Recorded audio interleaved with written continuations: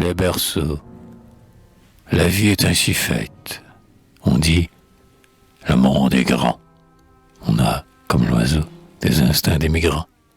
On voudrait en un jour voir l'Europe et l'Asie. Les ailes font défaut. Prenons voile et vapeur.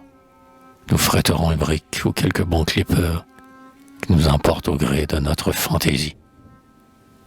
Nous cueillerons en Chine, au bord du fleuve Amour, la fleur d'un lelumbo, puis nous ferons le tour, par le chemin des eaux, de notre vaste monde. Nous verrons l'archipel où les paradisiers s'enivrent en mangeant la noix des muscadiers et les grands papillons des îles de la Sonde.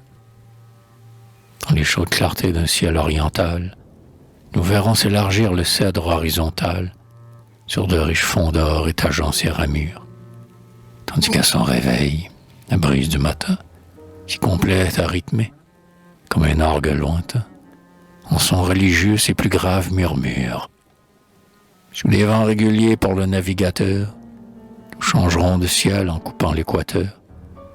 Nous doublerons le cap avec toutes nos voiles. Mais dans la nuit sereine, au large, on pourra voir la croix du sud jaillir de l'immense miroir de la mer, où rayonne un crucifix d'étoiles. Nous partirons en mai, quand les arbres sont verts. Mais les printemps s'en vont, ainsi que les hivers, et le départ s'ajourne. Un soir, on se marie. On fête en souriant leur uni conjugal, et l'homme au grand projet reste au pays natal, penché sur le berceau de Paul ou de Marie.